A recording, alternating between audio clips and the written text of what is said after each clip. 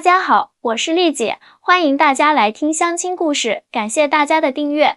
哎呀，今天要和大家分享一个特别扎心的故事，说起来我这个做红娘的都觉得非常感慨。这个故事的主人公啊，是我们深圳的一位女生小林，今年35岁，在一家外贸公司做高管，年薪将近100万。小林找上我的时候，那可真是充满了无奈。她说，丽姐，我觉得我条件不差，但是在深圳就是找不到合适的对象。我一看小林的条件确实不错，身高168，体重98斤，容貌气质都属于很优秀的那种，而且人家还是研究生学历，工作能力特别强，年收入也很可观。按理说，这样的条件在婚恋市场上应该很抢手才对，但是呢，小林告诉我，她最近刚刚和一个处了2个月的男朋友分手了。我好奇地问她为什么，她支支吾吾地说，那个男生工资只有3000块钱啊！我都惊了，他是刚毕业吗？不是的，他都已经工作7、8年了。小林叹了口气说，他是做设计的，在一家小公司工作，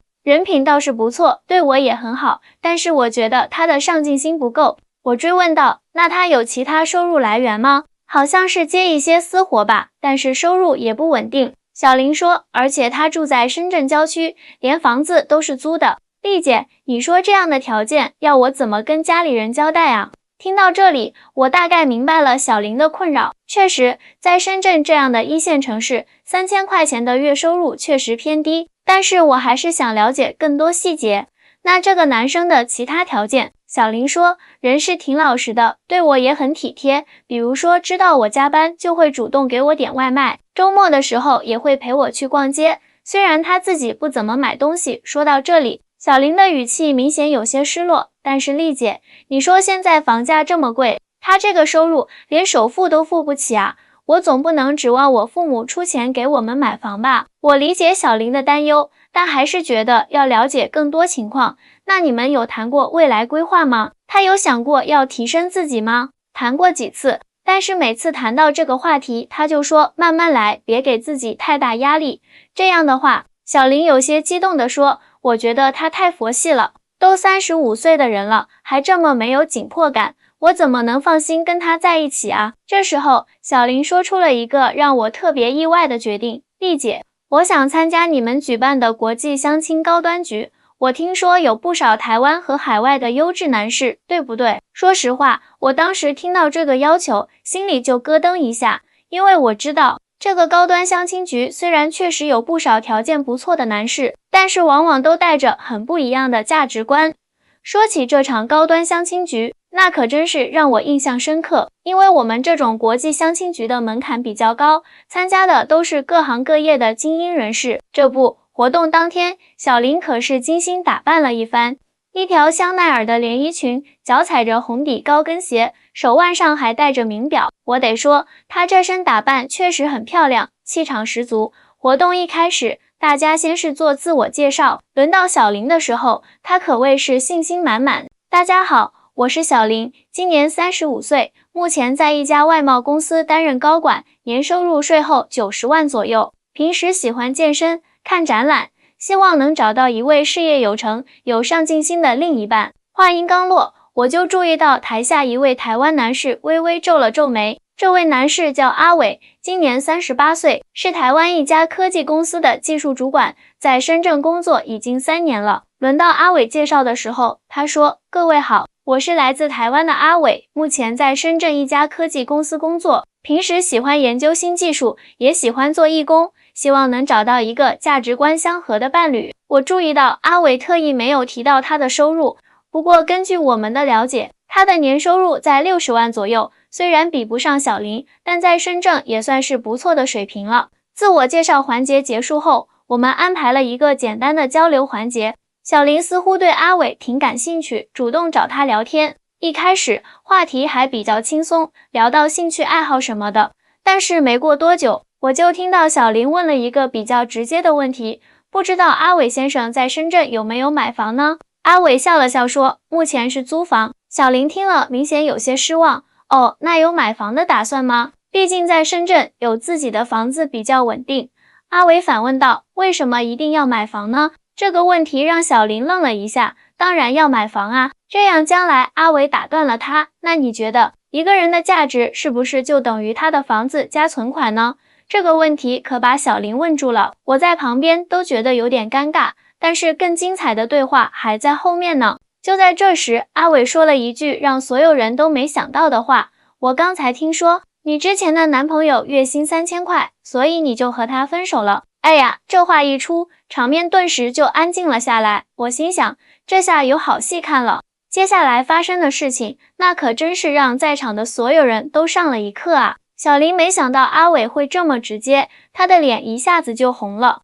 而阿伟接下来说的话，更是让小林完全没想到。只见阿伟不慌不忙地说，我很好奇，你是用什么标准来衡量一个人的价值呢？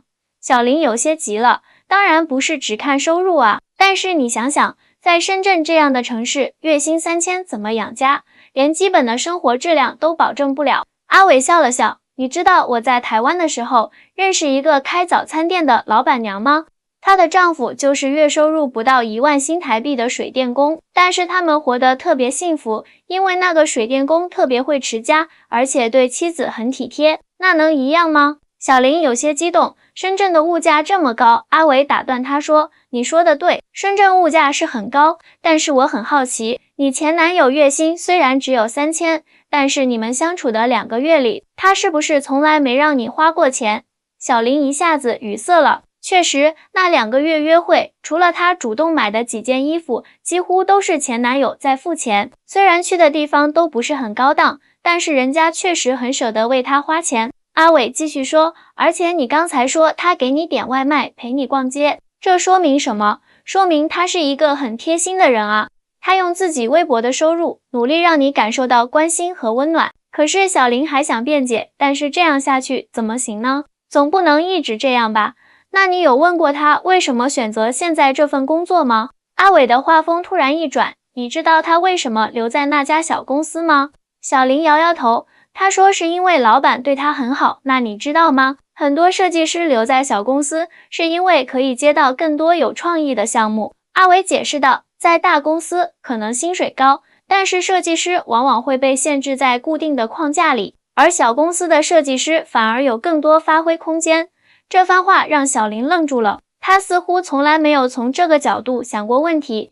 阿伟接着说，其实我认识不少台湾的设计师，他们更看重的是能不能做出自己喜欢的作品，而不是薪水有多高。当然，这不是说赚钱不重要，但是人生价值不能只用钱来衡量。我在旁边听的都忍不住点头。说实话，这确实是台湾和大陆在价值观上的一个很大区别。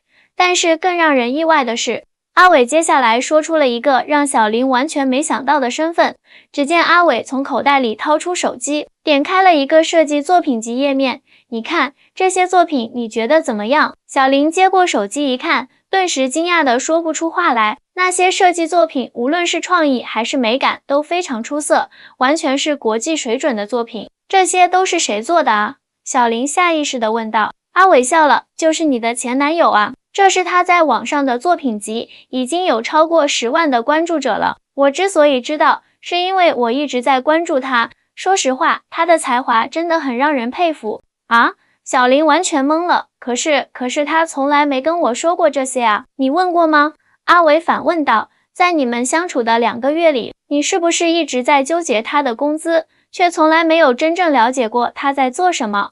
这句话可真是戳到小林的痛处了。他回想起来，确实每次聊到工作，他都是在说自己的项目有多大，奖金有多少，而很少认真听前男友讲他的工作。阿伟继续说，你知道吗？他现在在做的项目是为一些小型文创商家设计品牌形象，虽然报酬不高，但是他的设计帮助很多小商家活了起来，这难道不是一种价值吗？而且阿伟话锋一转，你知道为什么我会特别关注他吗？因为我们公司最近正在计划成立一个新的设计部门，我们特别看重他的创意能力，已经给他发了 offer， 月薪3万起步。这下小林更是惊讶的说不出话来，他怎么也没想到自己看不上的前男友居然是这么有实力的设计师。阿伟接着说，但是你猜怎么着？他拒绝了。他说现在的工作虽然工资低，但是能真正帮助到一些小商家，他觉得很有意义。这难道不是一种难能可贵的职业操守吗？听到这里，小林的眼圈有点红了。他突然意识到，自己一直以来都太过看重表面的东西，却忽视了最重要的东西。但是阿伟接下来说的话，更是让小林彻底惊讶了，因为他道出了一个更大的秘密。阿伟看着小林说，其实我还要告诉你一个事情，你前男友那家小公司的老板是我的姐夫。那家公司虽然小，但是一直在做公益项目，专门帮助一些小型文创商家和传统手工艺人做品牌升级。小林彻底愣住了。是的，阿伟继续说，公司虽然赚不了太多钱，但是这几年帮助了将近200家小商户活下来。你前男友就是因为认同这个理念，才一直留在那里。他完全可以去大公司转高薪，但是他选择了一条更有意义的路。听到这里，小林终于忍不住哭了出来。我真的太肤浅了，我只看到了表面的收入，却没有看到他内心的选择。阿伟语重心长地说，在台湾，我们经常说经营爱情就像经营事业一样。但是这个经营不是只赚多少钱，而是要用心去了解对方，支持对方的选择。这时候，阿伟说了一句让在场所有人都惊讶的话，其实按照收入来说，我们公司愿意给你男朋友开3万月薪，但是你知道他为什么不愿意来吗？因为他说，与其赚大钱，不如做点有意义的事情。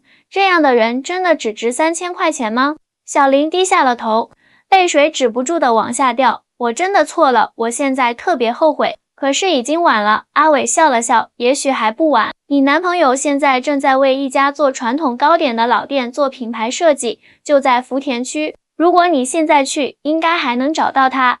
小林抬起头，满脸惊喜。真的吗？可是我该说什么呢？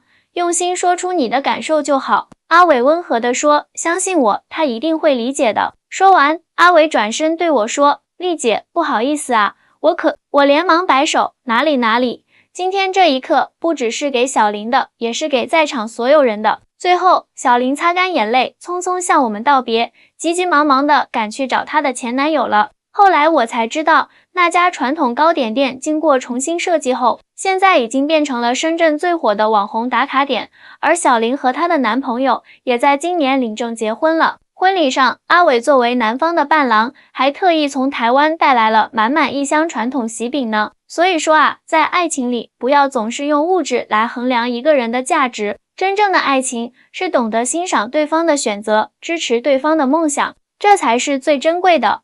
好啦，今天的故事就讲到这里，我是丽姐。如果你们觉得这个故事对你有启发，欢迎点赞订阅，我们下期再见。